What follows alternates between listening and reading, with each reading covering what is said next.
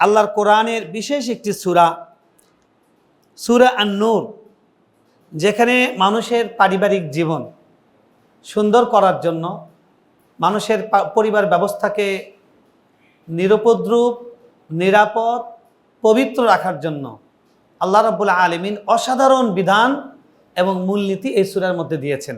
সূরাটার নাম কি একটু বলি তো? সূরা আন-নূর। সূরা আন-নূর। আমি সবাইকে অনুরোধ করব, বিশেষ করে আমাদের মা এবং বোনেরা যারা আসছেন, কোরআনের কয়েকটি সূরা আপনাদের জন্য বিশেষ পাঠ্য। মা বোনদের জন্য বলছি। 1 নাম্বারটা সবাই জানেন, এটা আপনাদের নামেই সূরাটা। কি নাম? সূরা আন-নিসা। সেই সূরার নাম কি?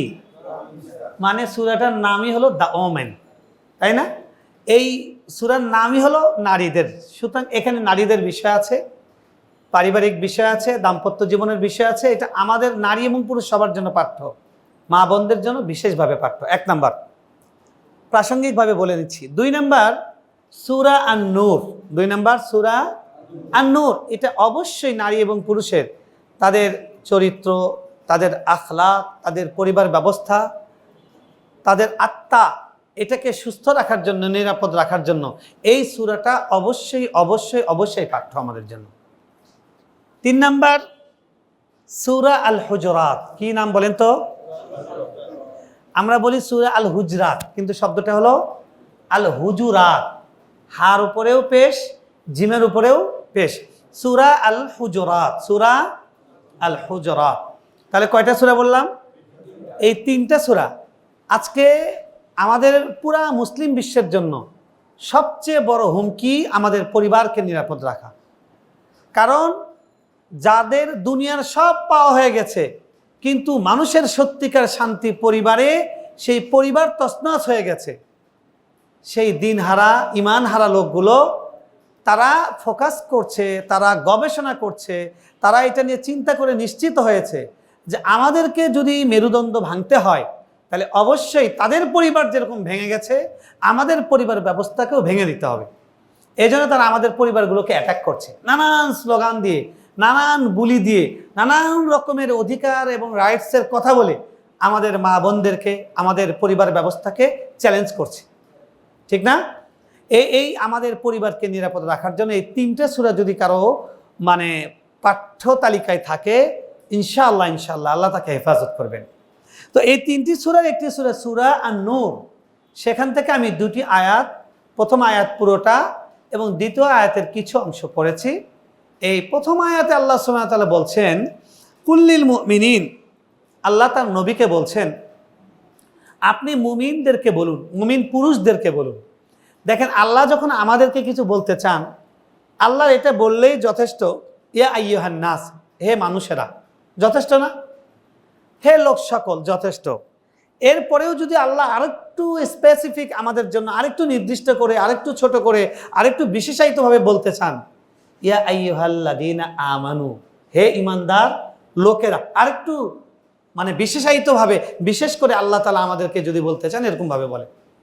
এর থেকেও যদি আরো গভীরভাবে, নিবিষ্টভাবে, নিবিড়ভাবে আল্লাহ দৃষ্টি আকর্ষণ করতে চান, তখন আল্লাহ তার নবীকে বলেন, আপনি বলেন। সুবহানাল্লাহ। কারণ আল্লাহর কোরআনটা আমাদের কাছে এসছে, জিবরিল আল্লাহর কাছ থেকে সরাসরি শুনেছেন, জিবরিল সরাসরি নবী সাল্লাল্লাহু আলাইহি ওয়াসাল্লামকে শুনিয়েছেন, সাহাবায়ে কেরাম সরাসরি নবী থেকে শুনেছেন। তো আমাদের কাছে 3টা-4টা মাধ্যম আছে। আমরা আল্লাহর কণ্ঠ দিয়ে, আল্লাহর স্বর দিয়ে আমরা শুনিনি, আল্লাহর সওত দিয়ে শুনিনি। আমরা আল্লাহর কালাম পড়ছি, আল্লাহর বাক্যটা পড়ছি। কণ্ঠ কার? যিনি তেলাওয়াত করছেন তার, কিন্তু কথাটা আল্লাহর। এই জন্য এটাকে বলা হয় কালামুল্লাহ। কি বলা হয়? কালাম মানে কি? কথা। তো আল্লাহর কথা। তো যেহেতু আল্লাহর মানে আমাদেরকে আল্লাহ এই কথাটা এমনভাবে বলতে চাচ্ছেন, আমরা যেরকম একদম ডিরেক্টলি, একদম সরাসরি ফিজিক্যালি সামনে থেকে বলি, এই যে শোনেন, এই যে বোঝেন, এই যে ধরেন, আমি আপনাকে বুঝিয়ে দিচ্ছি, আল্লাহর ওয়াস্তে বোঝেন, ভালো করে বোঝেন, ভালো করে শোনেন। এরকম করে একদম ডিরেক্টলি কানেক্ট করে ফিজিক্যালি আপনার সামনে বসে যদি বলতে চান আল্লাহ রাব্বুল আলামিন, তখন তার নবীকে দিয়ে বলেন। কারণ নবী সরাসরি আল্লাহর সঙ্গে সাক্ষাৎ হয়েছে মেরাজে। তো নবী সাল্লাল্লাহু আলাইহি ওয়াসাল্লামকে দিয়ে বলেন যে আপনি তো তাদের সামনে আছেন, আপনি আমার মেসেঞ্জার, আপনি আমার বার্তাবাহক, আমি যা বলতে চাচ্ছি আপনার কণ্ঠ দিয়ে তারা শুনবে, আপনার ঠোঁট দিয়ে সেটা বের হবে এবং আপনাকে প্র্যাকটিক্যালি তারা করতে দেখবে। সুবহানাল্লাহ।